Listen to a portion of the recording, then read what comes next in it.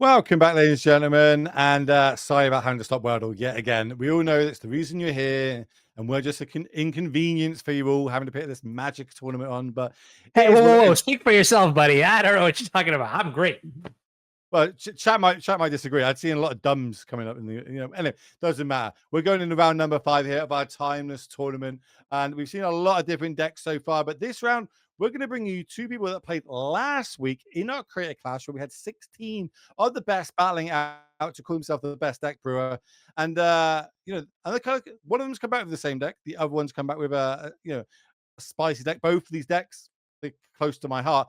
What is it and who is it? All right, so we've already watched Doomwake play earlier today as our round 1 feature. We're coming back with more Doomwake action, so can I get some Doom hype in the chat? Doom is playing Golgari Yawgmoth, which is a sick combo deck. On the other side of the table, we have Nile Joan Rivers, who, now I want you to document the facts. Yes, more Titan, that is true, and you may notice a couple things here. There's the Elvish Rejuvenator, which I think is a hallmark of the Nile Mason Titan build. What I wanted to sort of shout out here was that last week in the 16 rounds, Nile was basically a click away from winning one of making it into the top 4, and is back with a vengeance here. Unfortunately, it looks like a mulligan down to, I believe, 5. But I do believe in this deck's capacity to perform. We've already seen some insane plays from these Titan decks. Looking forward to it. Yeah, well, one thing about these Titans decks is I think Mulligan's not bad for. I genuinely just need lands, and my game plan tends to work. If I can have lands plus something, it's a little bit better. But play draw dependent, because remember, Yawgmoth is a combo deck and it's open deck list. Both very experienced with these decks, kind of knows the score and what's going on. So I think the big deal break is probably that combat damage is the only way Titan can win. And knowing that, that means that Doom knows that there's a chance that it'll be able to combo off slightly quicker. We're starting off with a Cavern here because we don't have an untapped green source, so kind of forced to do this to play the Cami here. Again, the arena only card. That's going to bring the Citadel down, which can kind of help us power out. Maybe just the gate. Okay, a lot of options. I feel like I'd leave the gate because next turn we're going to be panned into turn 3. So we could gain a little bit life off this spelunking.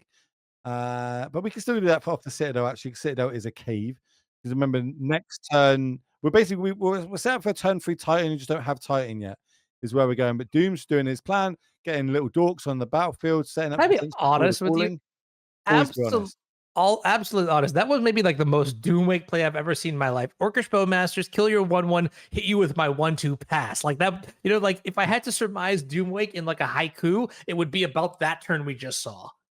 Well, Spelunky comes in, does draw a card, which means triggers the Orcish Bowmaster again, point of damage being dealt, plus the Orcish amass token, generating a second counter, making it a 2/2.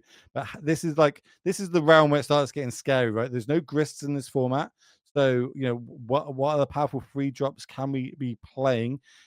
We've got potentially 4 mana, so it could be something like a Natural Order or just the namesake card of the deck, Yawgmoth. Anything other than that doesn't look like. Other than that, it's just kind of spinning the wheels with Innkeepers, Quarter Callings, more Delighted Halflings, Deathrite Shamans, even Young Wolves moving forward. So the fact he's thinking about it means he's got options. And okay, we're just attacking these, holding up 4 mana potentially. Do we have a crazy play like Natural Order? We do. I think this is going to be an Atraxa, and it is.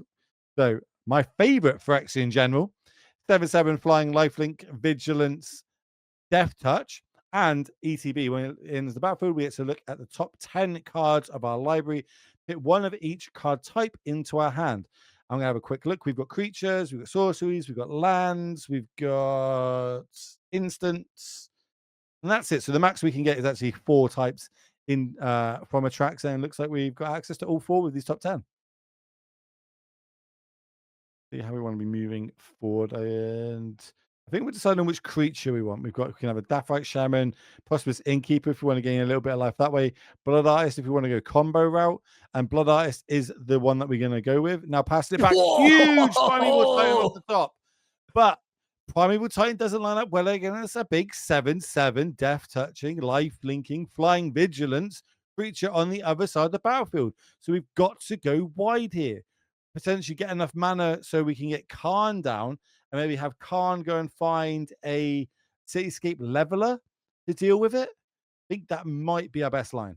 Yeah, I think so too. Now, keeping in mind here, one thing that I want to like reference is when Niall put it. So this week, I've spent a lot of time collecting data from the players that played in last week's Creator Clash. Niall had one piece of feedback, right, and that piece of feedback was critical. It said this deck just needs more interaction, right?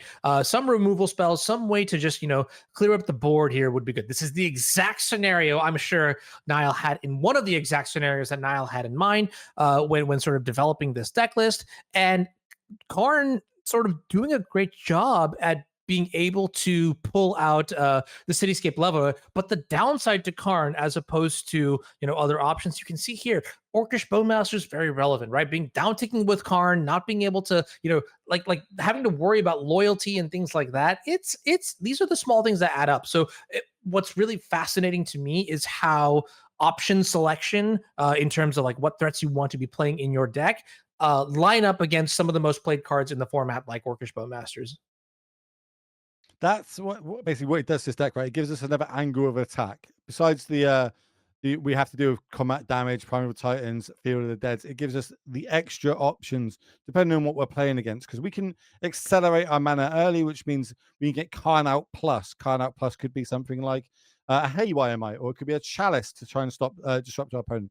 It could be Ratchet Bombs, Pithy Needles. We've got Relics in here. We've got Stone Brains. There's a lot of different options, and I do like the element here. We are sacrificing a few cards in the main, though. More main things I would say are like tutor targets. We don't have as many different tutor targets in the deck, but we kind of make up for. Just to clarify, are you talking about from Doomwake's side or from Niles? No side. Okay. Because I was going to notice, right, the one thing that I see the Elvish Rejuvenator, I see the Karn the Great Creator. One I don't see in the main deck, there are no copies of Creator of Behemoth specifically. And this is important because this is how you turn the 6/6 of the Primeval Titan into like a 20/20 that actually matters, right? And so I think in the sideboard games, maybe we can expect to see the Creator Hoof definitely come in as a way to break through board stalls and the like. But right now, as it stands, not only will Nile be taking a lot of damage from the Atraxa Grand Unifier, but also like it has to find a way to go wide enough where the amount of damage you're dealing is scary. And with Atraxa being the card that it is, I mean, even and Yawgmoth is also in play. I'm going to maybe be a little bit blunt here, but I think Doom's got this game blocked up. It's definitely going to be hard. Like, we don't have something like Titan of Industry that can kind of stone rule wall the Atraxa on the other side, but then Yawgmoth really puts a halt into that. So I kind of like this, getting land value to potentially get the Karn down to get a Cityscape Leveler, but then it might just be too late. Maybe we've got to go Karn into Pithy Needle on Yawgmoth, and then we lose our Karn. Do we go Spelunking and try and hit a Bundle Grazer? We could then we can go Karn, Pithy Needle, Bundle Grazer, have a blocker, Karn lives, and then next turn get Cityscape Leveler. It's wait, not a looking blocker. great. Doesn't Atraxa fly? Yeah, but a Bundle Grazer's got reach. Ooh, okay, yeah. I've heard the koala that could, the sloth that could. What kind of creature type is Arboreal Grazer? I believe it's a sloth. At least if it's actually beast, but it's a sloth in the picture. I see. Okay. Yeah. That's how I kind of envision it. Yeah. If you ask a certain Miss Pardee, she'll tell you it's a sloth day in and day out, though. That is literally the name that I was thinking of as well. All right, so Karn the Great Creator going to go and come down here, is going to pick up the Cityscape Leveler, and we got enough mana to cast it. And we actually, okay, I didn't math this out properly, but here it is, Cityscape Leveler doing its thing. Now, I gotta ask a question. So Cityscape Leveler is going to give Doomwake a Power Stone token. Is there any way that Doom can actually like use this? No, it does nothing. Okay. It's just good. It's getting on the battlefield, getting tracks off the battlefield is good. Problem is we have a Natural Order, Call of Calling, and the Blood Artist in hand. I think we've probably got lethal. I think we've got a way to combo this turn, right? So We go blood. Are we restricted by mana? Maybe that's where we're at. So we go. What have we got access to? We've got access to Blood Artist. We go and okay. So we tutor, go and find ourselves a young wolf. Play Blood Artist. Oh, maybe we don't have enough green mana to cord then. We have 3, 4, 5. We have 6 mana. Okay, so demonic. I'm in the tank here too. So demonic tutor +1 is young wolf. Blood artist is also 2 mana. But then once you do that, you don't have green mana, right? Because the blood artist doesn't tap for green. Yeah, you're actually bottlenecked here pretty We've hard. played our land drop for the turn. Maybe we've played the land drop. Okay.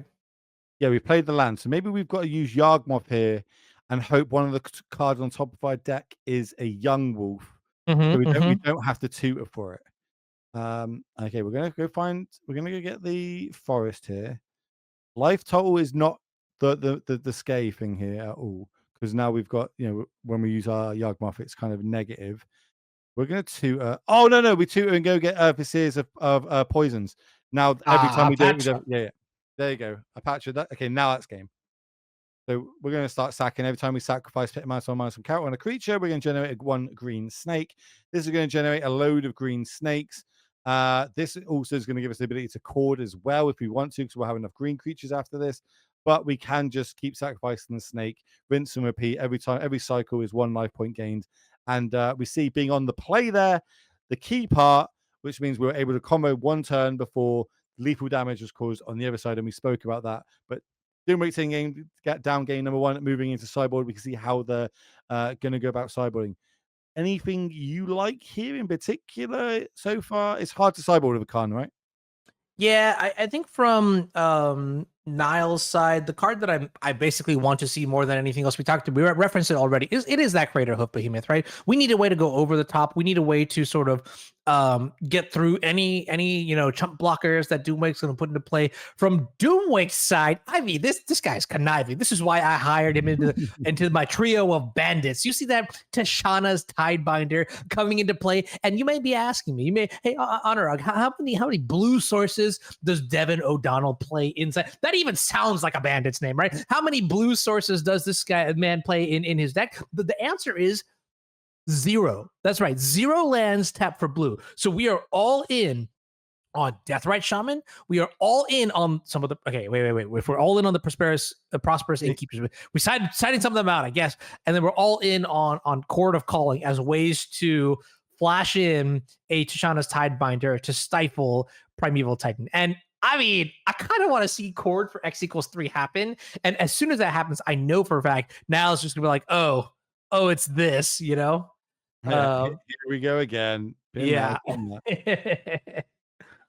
Okay, we get to look at the opening hands here. The first Once Upon a Time is normally great. The second one, not so great. I think we're going to see a mulligan here for Doomwake. I kind of liked Niall's hand though, but she decided to throw it back here. This again is doable purely because Once Upon a Time we put 1 to the bottom. We use the first one to go find ourselves a second land. We go Kami into land. That gives us our free land. Then we can start searching and then burning through our deck. Over on Doom side, I like this a lot more though. We can just kind of spurt out our hand by turn 3 here, I think. Land, I think we're gonna get castle here. That's kind of the big hitter out of these lands. Looks like she might agree with me. Yep. And then it's just land into field. Yeah, this is pretty tight, right? And then the Elvish Rejuvenator, you can play it on turn 2. That's going to get you, it statistically is likely to get you the land for Karn on turn 3. And all things are going to be coming up Niall here, like the river. I think Doomwake's hand is it's reasonable. It's not the worst, but it doesn't really have that proactive element here. And I would be shocked to see if this Karn, with now blockers in play, just doesn't completely take away the game here. See, that's what we want you to think as Yawgmoth players. We want you to feel safe.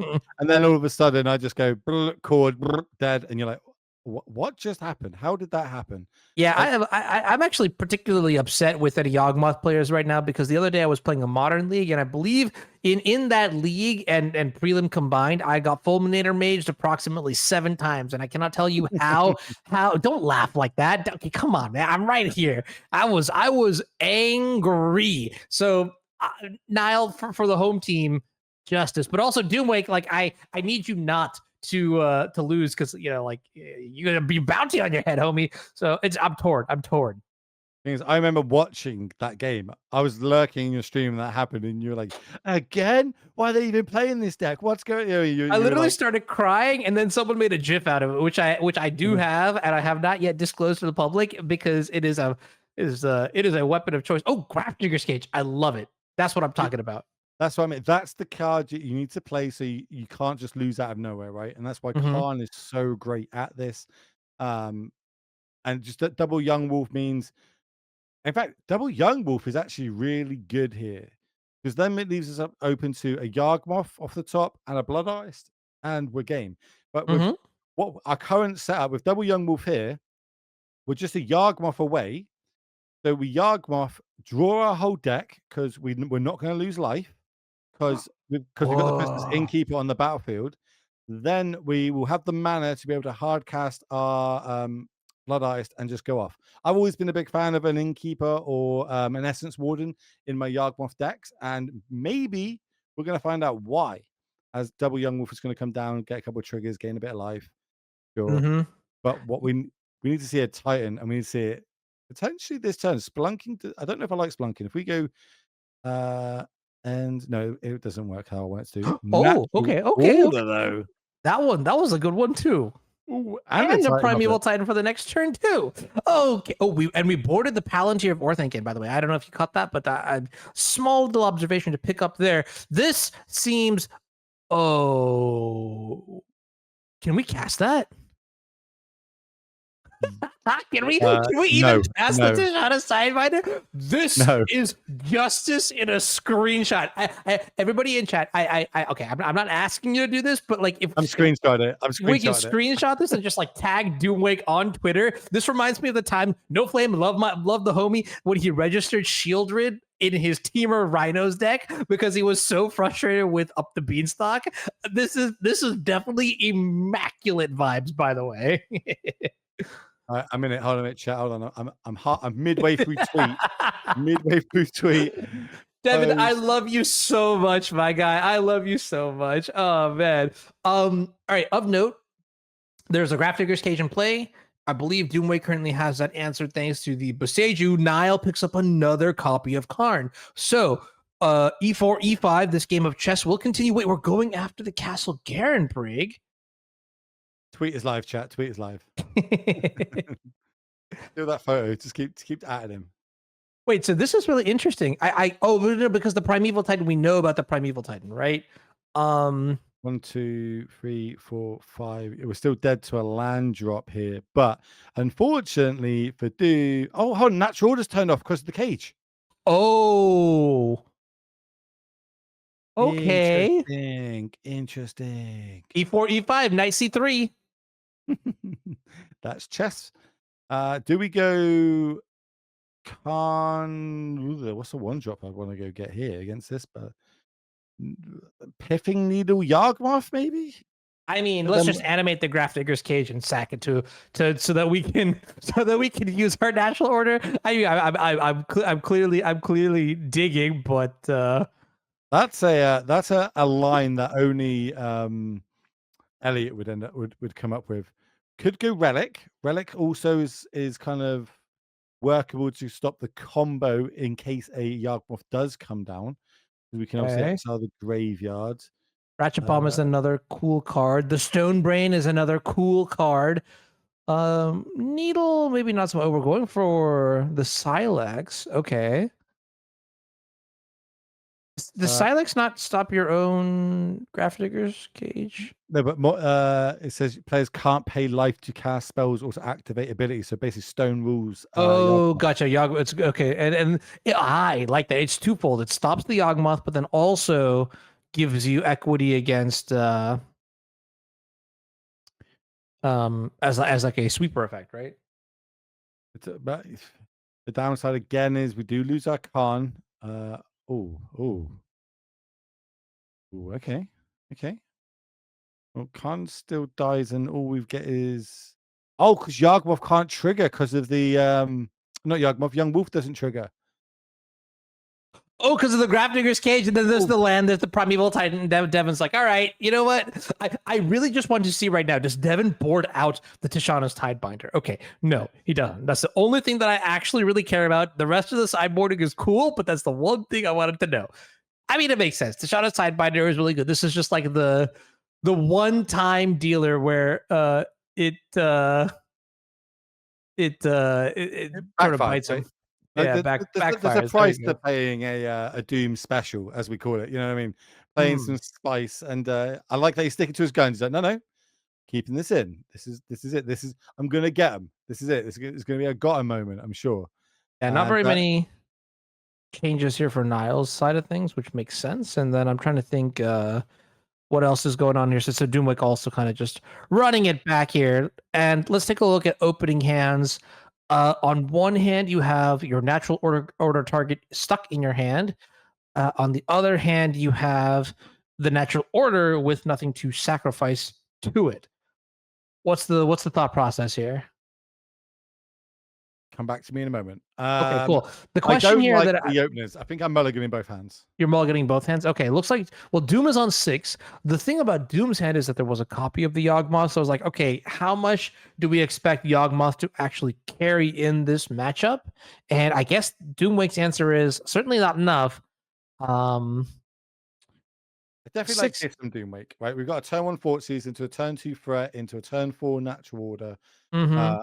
I like this. And yeah, firing off this Forces. Don't ask me what you take. What do you Because take?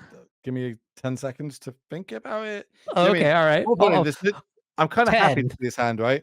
Nine There's and a half. there's no early ramp here, and that's what Yeah. I'm scared of. That's what I'm taking. So maybe it's spelunking, but then that doesn't really do much. Do I care about this artifact which stops my Yawgmoth? What's the likelihood of me winning through Yawgmoth? And Doom decides, well, that's the way I'm going to go with it. I'm going to try and turn off your early turns. Primeval Titan drawn, maybe that would have been the card I would have actually took if it was in the hand. Mm. But I think we're on track for a turn 4 natural order here from Doom. And if we can get a Traxer, maybe we can just pull away from this game. Turn 4 natural order. How are we getting there? We're gonna draw another land, and then we're gonna sacrifice a screen creature in play. This is on Doom side. Obviously, draws the second copy of Beseiju. One land. Oh, you mean from Doomwake said? I forgot. Yes, because Doomwake also plays natural order, like we saw in game 1. I was looking at Niall's hand and I was like, wait a minute, we don't have a creature to sacrifice.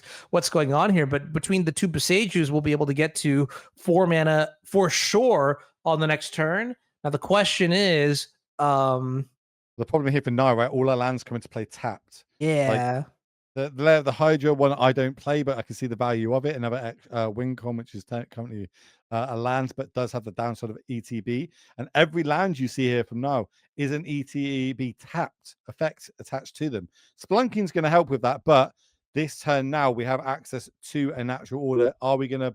It's going to cost us a land and a creature though, because our 4th land drop has to be the second Beseiju. Mm-hmm. Going to be interesting to see how we move forward here. What's going through Doom's mind? Is he just going to attack here, get 2 points of damage in, not use the trigger? Maybe you actually have to use the trigger here. I can't remember if it's a must or a may. I think it might be a may. Yep, it's a may. I think it's a May too. Yeah, because if there's no creatures on your opponent's side, it feels so bad to have to do it this way around. But yeah, there it is. Natural order sacrificing the snake token. And I think we're gonna get Atraxa yet again here. Oh, Yeah, it's a very hard card for the mono green, very light on removal deck to sort of deal with. And Atraxa is just gonna bring a whole party of cards here. Double Young Wolf, Prosperous Innkeeper, that's what it is. And then is that a pylon? I see a Deathrite Shaman. There's a decent young chunk of wolves, stuff. halfling. Yeah, it's the creature slide. Like, what creature do we want? We've got sorcery, we've got instant, we've got land. It's down to creature, and looks like we're valuing young wolf potentially. I don't, trying to give us another attack angle, but I feel like we're pretty all in on this Atraxa right now, Well, especially stumbling on the other side. And this is why I would have liked that mulligan from Niall. yeah, I think though I would justify the young wolf with the fact that we have the Yawgmoth already in the hand, and so potentially we can combo off. Also, actually, now that I think about it, with Hapatra in play, isn't that Isn't that the combo right there? So you Uh, go.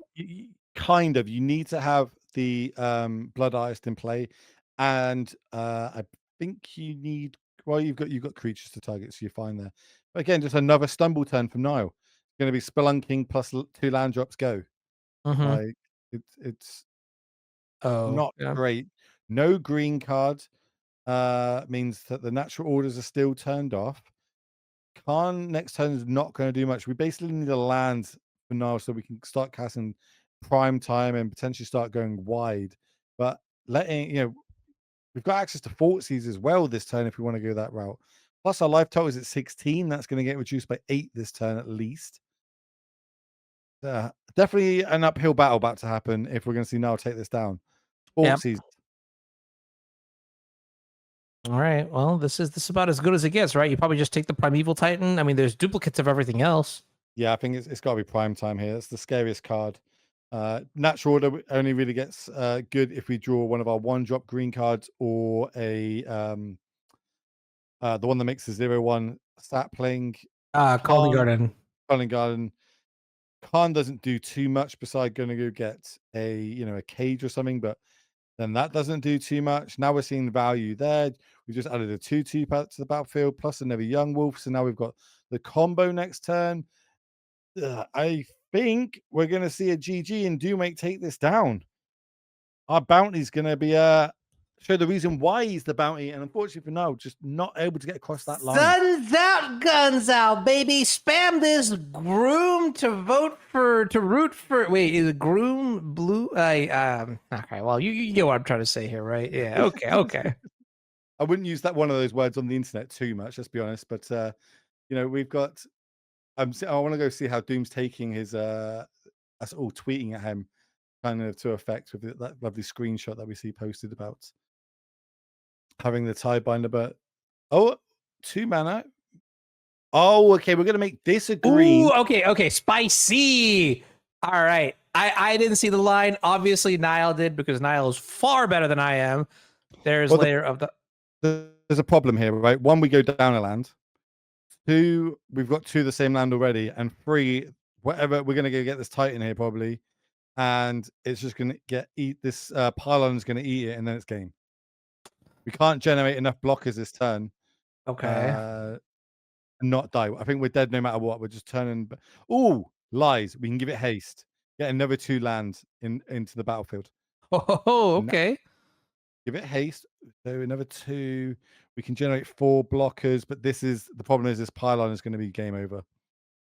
Yeah, Convoke is so messed up. And there's the concede button right there coming in from Niall. And Doomwake is going to take this one 2-0. I might lock it in. Would you say that Yawgmoth has a good Titan matchup?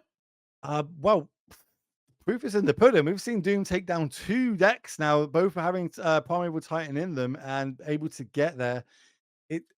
Maybe that's it. Maybe we've found the downfall to my deck. I can't say I've played against Yawgmoth too much in my testing, but now that it's in the hands of a powerful mage like Doomwake, and now people are watching it here in the open, we might see a few more people picking it up and actually kind of battling out. Say that one more time, producer.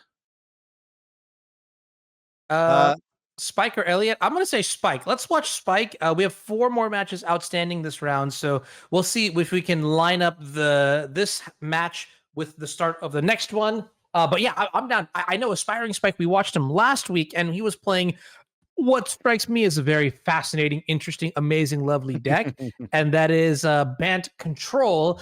So it's your, well, I'd call it more of a mid range. It's oh well, you're falling asleep. Okay, well I'm right up. I'm early. This is like an alarm clock for me. And that is mostly fascinating to me because of the card Stifle. Say Stifle. I do love the card Stifle. Stifle is a sweet card. Yeah, I am a big fan of Stifle. I think I'm not quite sure yet because we don't have cards like Flusterstorm. Veil doesn't really do anything against Stifle. So I think in this format, Stifle has a lot of potential. When you pair it up alongside Uro, Titans of Nature's Wrath, you can go something like, you can do something crazy like Fetch Land, Deathrite Shaman, turn 2, put my Uro into play with the trigger on the stack. I put a land in, I sack that land, I stifled the sacrifice trigger. I have a turn 2 6/6 that draws me cards, gains me life, and kills you. That's like the ultimate play, right? But also, there's nothing more nefarious than just going stifle your fetch land on turn one, see ya. You know what I mean? Like it's It's great. very got you, especially when they're like they keep a one lander brainstorm and think they're going to get there. But we've got the game ready. We're going to move down to it. Looks like we're going to be jumping in to game number 2. Okay. I haven't got quite. I need a big. I need a big one. Yeah, All we'll right. just jump straight into it. Let's go. Let's do it. Let's have a little look, see how the sideboarding and what is going on. And I'll be able to tell you who is a game up in it. Of course, if you just tune in, we are in round number 5 here of Timeless Action. We've seen so many different decks, some really powerful, and Elliot's deck, I think might be my favorite so far, just seeing those interactions. And yeah, it looks like a Spike is a game up here against Rakdos Breach, which we know Yeah. is a powerful combo deck. Yeah, we Oh, just and actually Ornithopter, watched yeah. Omrythopter play against Nicole earlier and had a very, very difficult turn. Now in this matchup, Spike is not going to be able to really apply the same sort of discard based pressure, which you saw was very effective against the Rakdos deck, right? I'm talking like turn 1 Thoughtseize, turn 2 Inquisition, turn 3 Jarcel, take another card from your hand, buying back a Thoughtseize. Like that was what Nicole was up to. Spike is definitely much more along the lines of counterspell, and here's my Oko that's going to swing in for 3, and then maybe a Fairy, Uro, all these sort of like value mid-rangey tools, and because they're not as uniquely disruptive as a card like Thoughtseize, dare I say it, is this going to be an easier matchup for Omri than Nicole's Jund deck? Well, I'm looking at sideboards and I'm looking at a Deathly Silence. And that feels like it'd be pretty good in a matchup where your opponent's trying to cast multiple spells in one turn to kill you. But also, which is pretty good, is a turn 1 Ragavan against these control decks. You can see Spike does not have an answer to that. He will take 1 hit. And I don't know why it is. It's ingrained in us at this point. You never want to take that hit from Ragavan. Agree. Yeah, I'm so sad right now watching this. I mean, I understand what's going to happen here. We're going to probably get like Rogrin Triome. Oh yeah, that's the modern player right there. You can see the 1-2 punch Zagoth and Rogrin Triome to give you basically all 5 colors. That means Leyline Binding will be active on turn 2, but I think the damage is done. You get the mana, the treasure token from the Ragavan, and I feel like in most worlds, that's what's actually secretly very important. Now, here's the problem. Going back to the quality, the overall quality of Omri's hand, it's not quite there. Molten Collapse, Dark Ritual, it is so-so. So we'll see what happens here in the next few turns. So is the best way to put it. You're right. But a license Hurst, Mhm. there's a reason why a lot of players move towards this now as their kind of graveyard strategy denial card, because not only does it stop what your opponent's doing, which we know Spike's got cards like Mystic Sanctuary and other ways of getting things back from the graveyard, Uro, etc. But it can also later as the game goes become its own threat by getting bigger and bigger as hello. So Black famously doesn't have ways to deal with graveyard the enchantments, except for why have I not got this deck list up? I swear I just got this deck list up. Yeah. Feed the Swarm is pretty good here, right? Because it is. That's the one. Yeah, it does break the color pie a little bit here, and you're seeing it's going to force Spike to use the counterspell in order to keep the Ragavan at bay. And now I think Spike's hand is a little bit weak. I'll be honest. A couple lands here and a Stern Scolding is not really enough of that defensive line that I think Spike was hoping to have at this point. Only you will say that a draw free spell is kind of weak to have in your hand. That's classic Analog 101. That I'm just here. Let me put it in a perspective that I might speak. I'm comparing this deck. The bar has been set, right? Last week, Mistman took not only first place but also effectively second place with the variation of his deck in the finals.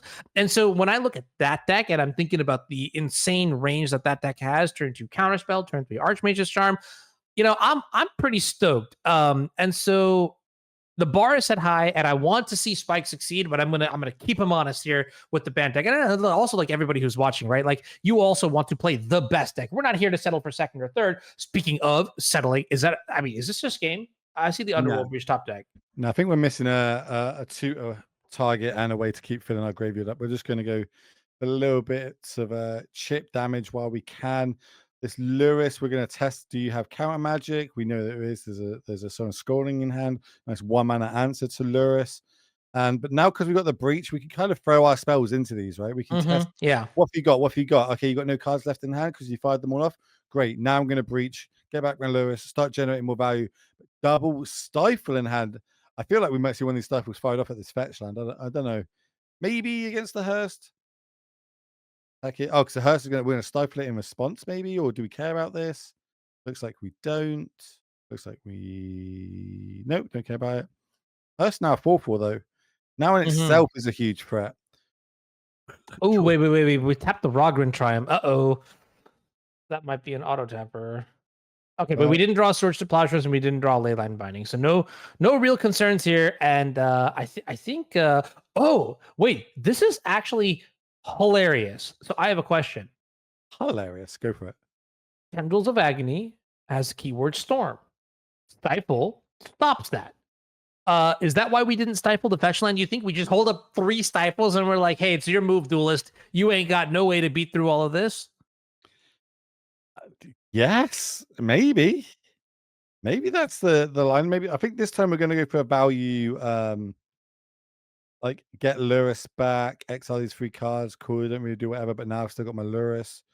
I can crew. Maybe I stifle this crew effect. I'm not sure. Because what's this? This is 5 points coming across. That's a third of my life total currently. But then I've got Oko in my hand plus counterspell next turn. Nothing in graveyard, so Lewis is kind of semi-turned off. Yeah, we're firing this stifle off. We're not going to let you crew that. So we did have access to actually use the. I suppose we can Lewis back that Underworld Breach if it needs to be, but redundant copy in hand, so not really too useful right now. Here, oh yeah, there you go. They're showing the chat. I was like, come on. Here comes Omnath onto the battle, not Omnath, Uro onto the battlefield. The powerful 3-drop planeswalker that has been banned in multiple formats. Most likely just going to generate the first one's always the food token. Then after that, we can start getting elks on the battlefield or turning other things into elks, depending on how we want to go about it. We're going to use the we're going to exile 2 more cards, making it a 6/6. So now that can one-shot the Oko on the other side, but we do have a redundant copy. But we might as well fire off this Molten Collapse, get it off the battlefield nice and easy. Be interested to see if Spike wants to use the counter spell on this or not. How much does he respect this Oko? Does have access to counter spell plus stifle this turn. It could keep it around, but so I got a redundant copy in hand. It doesn't really matter. That's fine. Move to combat, and I love these little bits of chip damage. This Spike's got a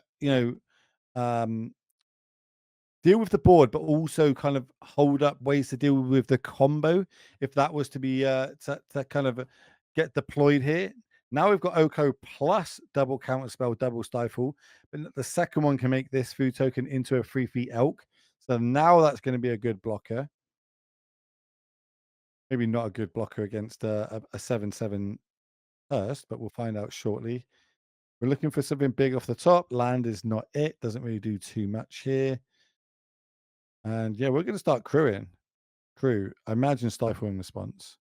Stop that. We're seeing the power of stifle here and all the difference it can do. I think Spike really wants to see probably an Omnath sooner rather than later. Start gaining some more life, getting a big threat on the battlefield. Of course, we can stifle it. Spike is playing Omnath? Oh yeah, he's got Omnaths in the deck. Wow. Not on. Oh, Sorry, Uro. Yeah. Okay. Uro plus Stifle is also just a delicious combination. That it makes more sense that line instead of Omnathing. Stifling your own Uro, probably not great. Omnath, sorry. Stifling your Uro makes a lot more sense. Thank you, chat. It's a long day. It's getting late in UK. What can I say? But it is kind of like no one's pulling ahead. It's very yeah, we're in that like back and forth, tense building. I like it. I mean, well, okay, look, Spike has the counter wall available to him, and that's what I want to see. What is the plan here for Omry to sort of disrupt that? Right, we have a couple elements in play. Luris can maybe generate some value. Wait, actually, double checking this. Luris did not get Elk this turn. Okay, because the unlicensed Hearst must have been a bit too scary. So does that mean that Luris might be able to gain some more advantage here? What's the oops for? What did Hmm. we X?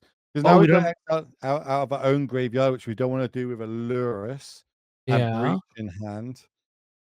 Baubles are a great draw here, though, so we Yeah. can go Yeah. double Bauble. Super good. Okay, let's have a little look. See, first we're gonna get the damage in. Not gonna sacrifice our Lurus. Don't want to do that. Because remember, if we block here, we can just cast the Hearse from the graveyard again because it goes back in as the artifact. Now this might eat a counter spell from Spike. I imagine it does. But then do we just let it hit and then turn it back into an elk again? Now Bauble. Crack Bauble.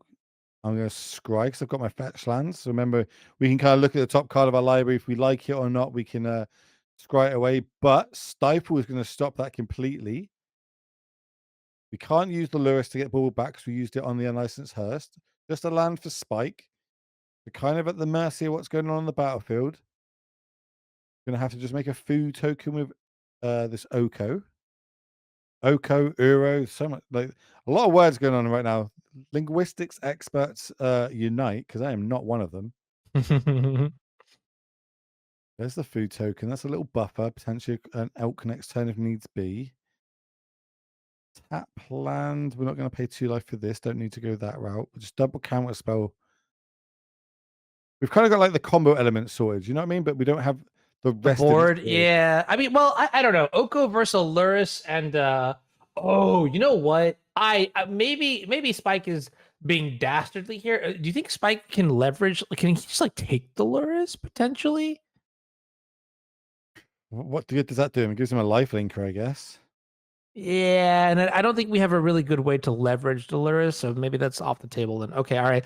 It's just a matter of like time, I suppose then. But the way it seems right now, I would be a little bit nervous if I was in Spike's seat.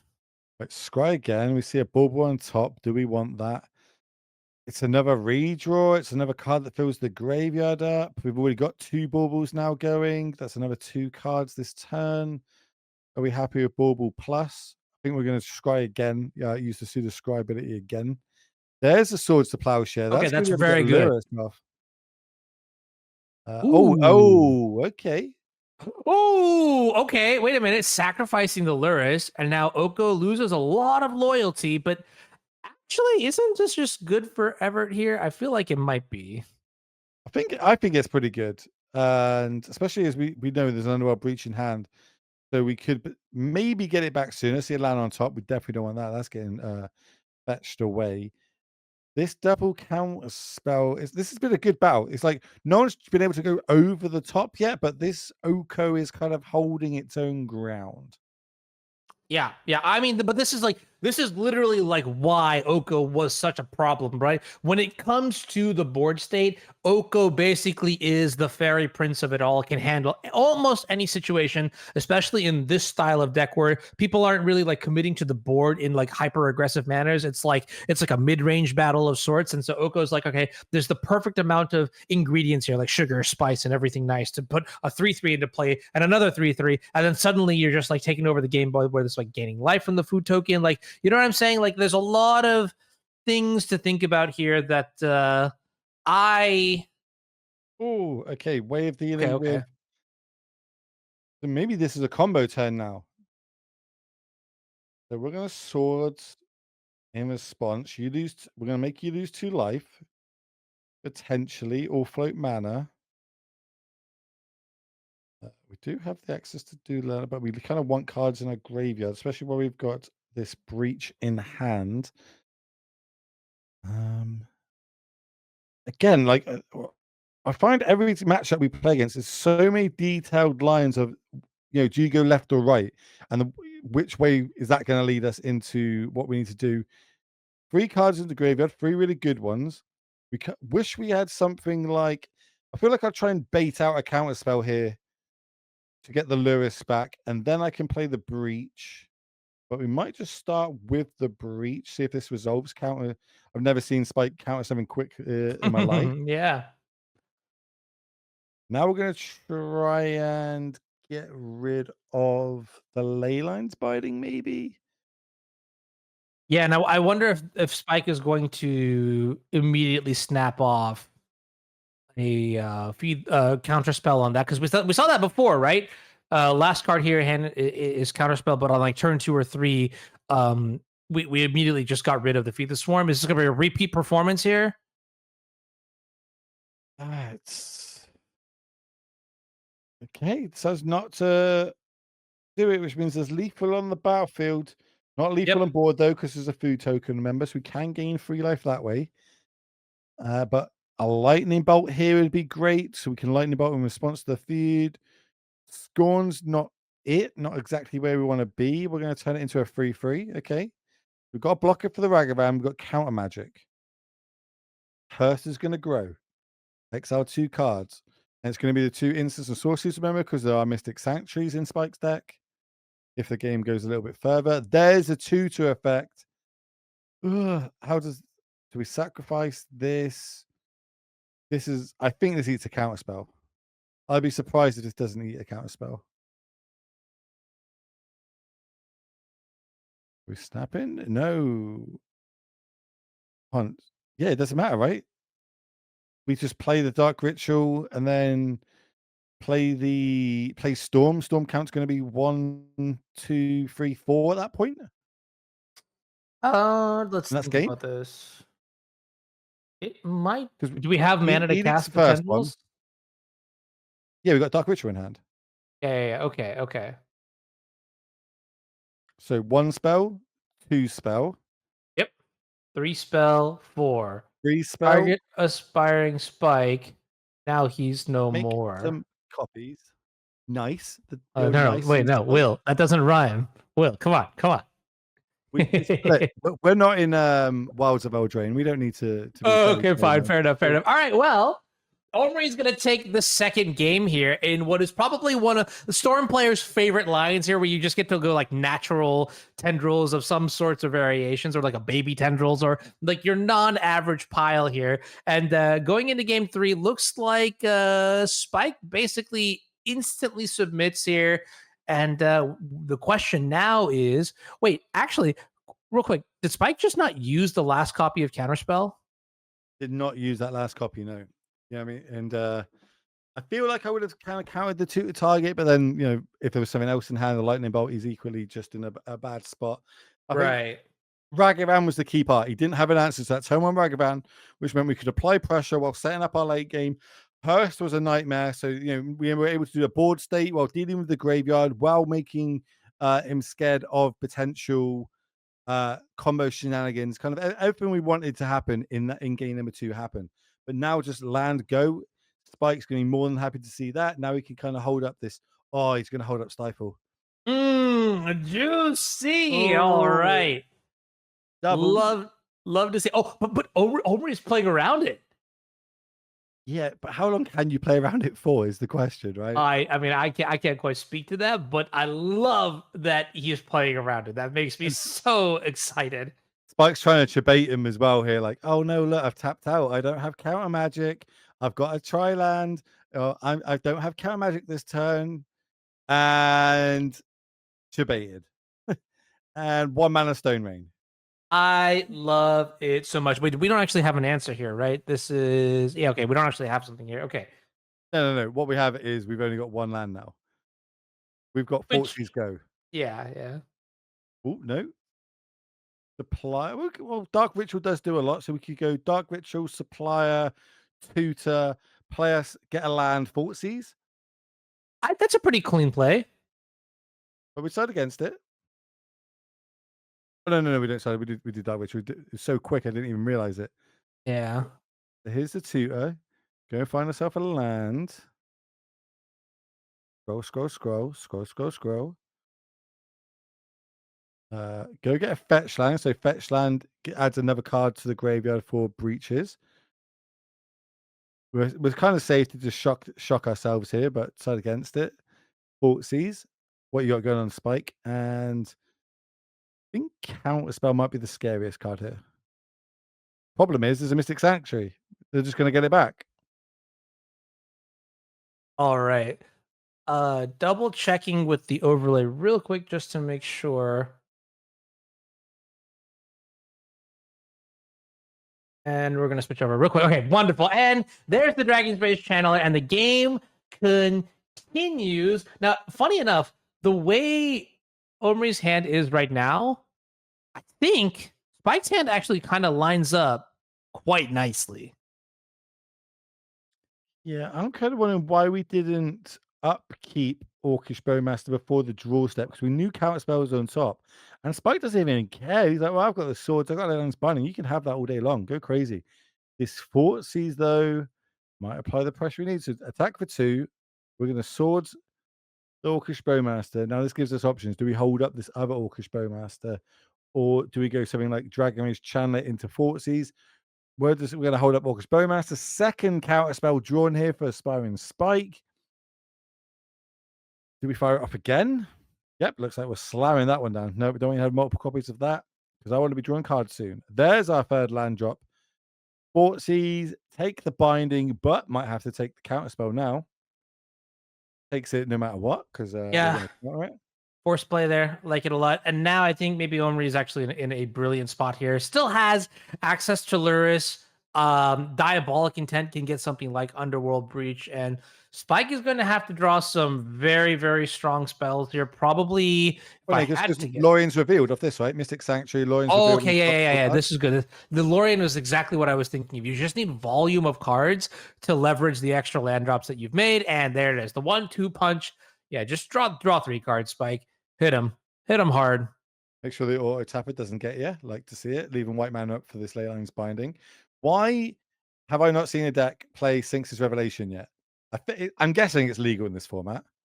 I mean, Sphinx's Revelation has not particularly aged well, to put it kindly, especially like in a format as high powered as. Maybe you could justify it, but even as a blue-eyed mage, I think that's just like you just want more modality and more castability. I guess you could Mystic Sanctuary Revelation.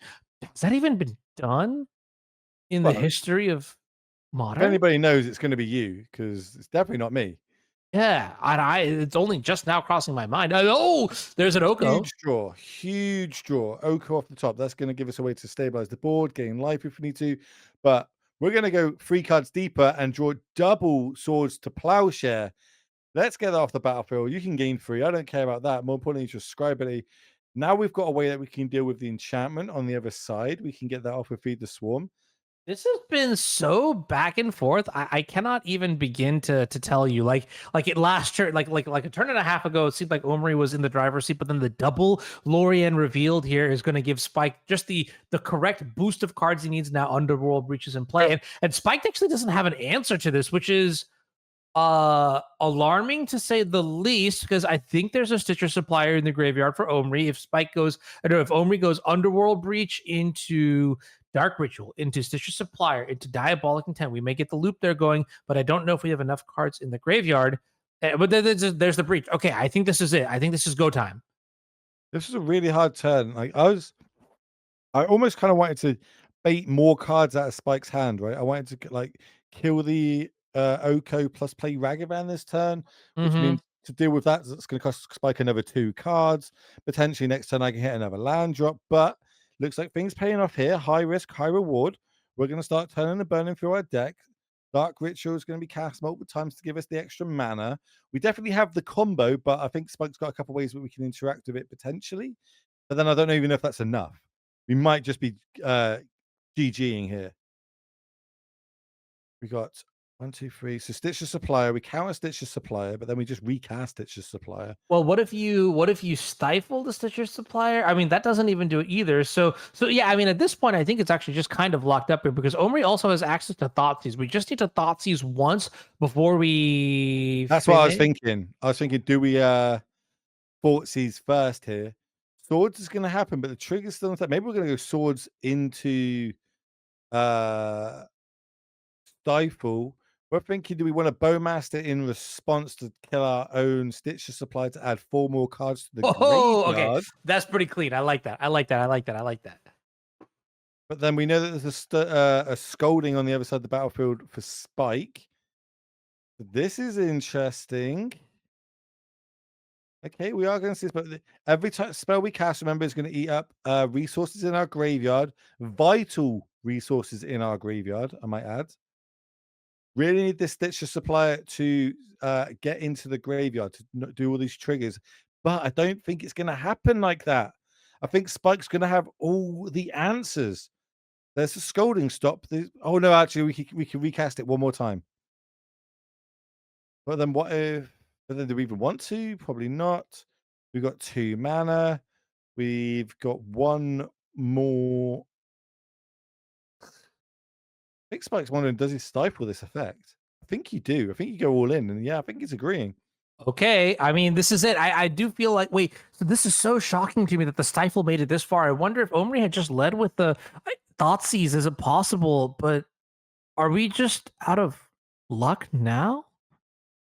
We might be in the situation. Oh no, we're not. I was going to say Oko might run away with the game. It's not. We've got an answer for Oko. I think it's Bowmaster for value. Oh, okay. Feed the Swarm is going to be the last play here. I think that might be a signal of we're not able to. Oh, but going after the Leyline Binding, okay, because it's creature or enchantment, right? Feed the Swarm goes after Yeah. creature. Okay, it doesn't go. Yeah. Yeah, but we got the multiple. Brainstorm. If we went the Orcish Bowmaster line, it would have punished us hugely. Now Brainstorm into an Uro, Stifle, and a Charm. We got to hit 2 back. We can go Uro into Stifle this turn. Ugh, that's so big. That's so big. He's doing the thing. He's doing it. I'm happy, but I don't. Okay, this might be a scenario where I think we just Uro into. Okay, this is kind of dumb to say, but Archmage's Charm, and then go from there. No, we're stifling the effect. We're going to gain the 3 life, draw a card, have 2 mana, play our 3rd land drop, and then have an Uro trigger to make a 3/3. We've got the answer to kill an Uro, but not great because it will just come back. We've got the answer to kill the Oko, which I think is probably the line. But then we're leaving an Uro on the battlefield, which nobody ever wants to be up against. We know why that one's been banned in a couple of formats and how good that is. And the homie just takes the Ragavan. Oh, okay. I really feel like there was a line there for Omri. I have to wonder why we didn't cast the Thoughtseize. And here let me put it this way. Omri has played this deck way more than I have. So if he didn't see the line, it is very likely that the line didn't exist there. If there's a retrospect later on, I'd love to see what happens here. But we're going to put Lurrus into our hand here. I think it's the next best way to sort of come back out of all of it. The problem is now I just think the scaling is too much. And yeah, we have 1 layer of defense here with the Archmage's Charm, Uro, Ragavan, both coming in, not even worried about the opposing Ragavan, and that might just be it, honestly. I'm wondering if I turn the Ragavan into an elk, then use Charm to steal it. I then connect for 8. Okay, wait a minute. Money, we're cooking. Are we cooking? Are we cooking? Yeah, I'm so we have so many cards in our graveyard, right? We have 9 cards in the graveyard. I have to write down what the Underworld Reach loop looks like. I know when I was learning this deck in Legacy, it really did require me. Okay, yeah, that is. Yeah, I'm cool with that play. Not game because we've got a food token, so we can gain 3 life. Okay. I'm not. No. But you animate the food and then you attack for 9, right? Oh yeah. Yeah, cool. Easy. GG. Spike moving food fast, sees the line well before I do. I was going to say I kind of don't like fetching there for Spike in case I draw Brainstorm, but it doesn't really matter. This is going to be 9 damage coming across. Draw a card, gain 3 life. It's another land. Play it. Doesn't really matter. That is going to be game number 3 going to Mr. Aspiring Spike as he gets the GGs. Whew. And that's round number 5, ladies and gentlemen. Dang. Mr. Aspiring Spike again, another one of our bounties. Managing to get the W, saving us a little bit more money. I like to see it. My bounties were so good. I am happy, and I think at this point, actually, wait a minute. So Spike is X1. Okay, Doomwake, I think we just saw is X1, and then Mason, as far as I'm aware, is also X1. So hey, pick some wins, pick some boulders. Good job, Anu. Good job. You know what's up. You know what's pocket. Let's go. All right. Little virtual pat on the back, but you know what else is good? How about some Wordle for you all? Hey. Out round number 6. So don't go anywhere. See you shortly.